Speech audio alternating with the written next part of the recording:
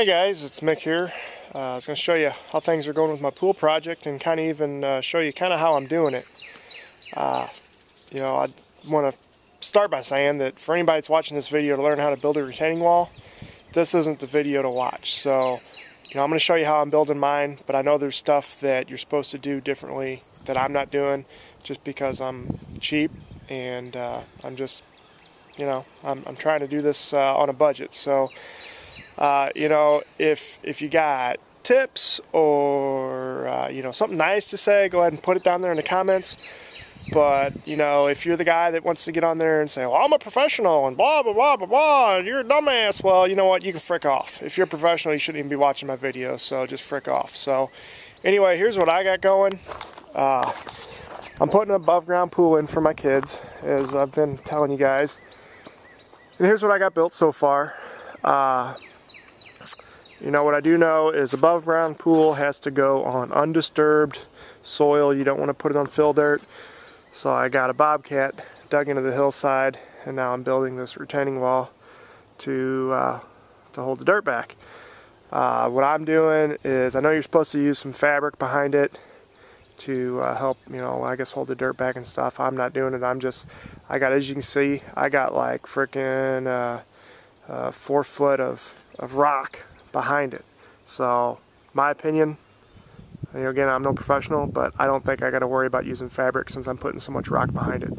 So, the other thing I'm doing is what I did is I marked my center point. I'm putting it on a 24-foot round pool. So there's the center of where my center of my pool is going to be, and I got a string on there, and that string is measured. What do I got? I got half a 24-foot pool is 12 foot, and then I added 2 foot because I want some room to be able to get around, and work and stuff. So my string is at 14 feet. So my total circumference of my circle is going to be 28 feet, and that should give me 2 foot between the wall and the edge of the pool. So yeah, and then my pool is 54 inches deep. So right now I'm sitting at like 40.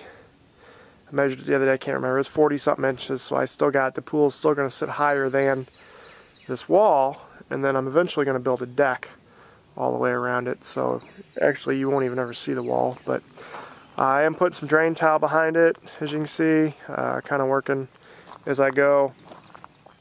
I can tell you, when you build a retaining wall, the base layer is where you really want to take your time. That's my base layer there. It makes sure that your blocks run level, and make sure that they're level with the block next to them. That way your whole wall runs level. So I use a 4-foot level, and when I set a block, I get it kind of close level to the block next to it, use my mallet and level out the block that I just set, and then go back and double check to the block next to it and make sure that it's level across both blocks, both side to side and front to back, and that way I make sure that your wall runs level. The other thing, I know you should use screenings underneath your block, but I am just using 3/8 clean rock because that's what I have on hand. I'm not too worried about it. I'll never see this wall because it's going to be covered up with a deck, so if it settles a little bit and some of the blocks get a little kittywampus, I don't care, because it's not going to be a aesthetically, something that needs to be aesthetically perfect. So, and then I'm just kind of digging down. I try to keep about 4 to 6 inches of rock underneath the blocks, just to allow for drainage and that. So I'm digging down and doing that. And then what I'm getting ready to do this morning is I got to go to the landscape store and get another pallet of block. I'm using these 80-pound blocks. These are, I think they're called the Hamptons. And those little blocks that you get at like Lowe's and that, you're not supposed to build a wall over like a couple foot tall with those. And these, I think you can go to 6 foot tall with the blocks I'm using. Don't quote me on that. think that's what I remember reading. So I like using these bigger blocks. Plus, they don't seem to move as much. The small blocks, I've built a couple flower beds with that, and it's like you get you know, the kids go walking on them or something, and they're all cattywampus. So I do like these bigger blocks. You know, so when you pick them up, I drive a F-250 diesel, and the only thing, I can carry one pallet in the back of my truck. So if I had a trailer, a heavy-duty trailer, I could tow probably 2 pallets behind my truck. But I don't really want to go much more than that, because it's a lot of weight. You know, these are concrete blocks, are 80 pounds a piece, and I can't remember how many blocks are on a pallet. There's probably 6, 12, 20, 48, maybe 48 blocks on a pallet, I'm thinking, something like that. But so anyway, yeah, I'm gonna go get some more block, and then we're gonna get added onto that. The nice thing is, once you get that base row down, then it goes quick, because all you gotta do is just throw the blocks on there and fill in behind them. So as you can see, as I go, I fill in with rock behind them, and once I get this wall up to this level, then I'm just gonna keep dumping rock behind it and running my drain tile on out into my backyard to keep the water away from everything. And then when I get all that done, I'm gonna bring in some 3/8 minus rock to fill in where my pool's going to sit. I didn't want to use sand because talking to the guys at the pool store, and just people that know they got pools, you get divots in sand. If you get a pinhole or something in your liner, sometimes it'll create little, little washouts under the liner and stuff. So the guy at the pool store suggested putting that 1/2-inch foam, that blue foam stuff that you get at the hardware store. He said a lot of people use that, and you don't get the divots and stuff, and then plus it's not supposed to let like roots and stuff grow up through it.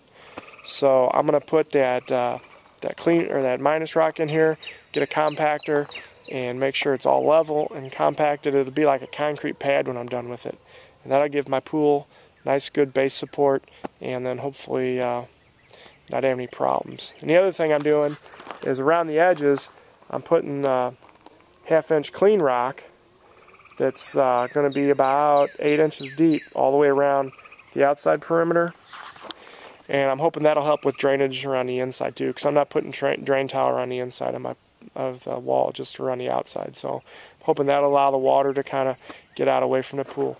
So again, I'm not a pro. I'm building this as I go, just kind of doing what I think is the right thing to do, and it's just too expensive for me to pay somebody to do all this work for me when I'm capable of doing it.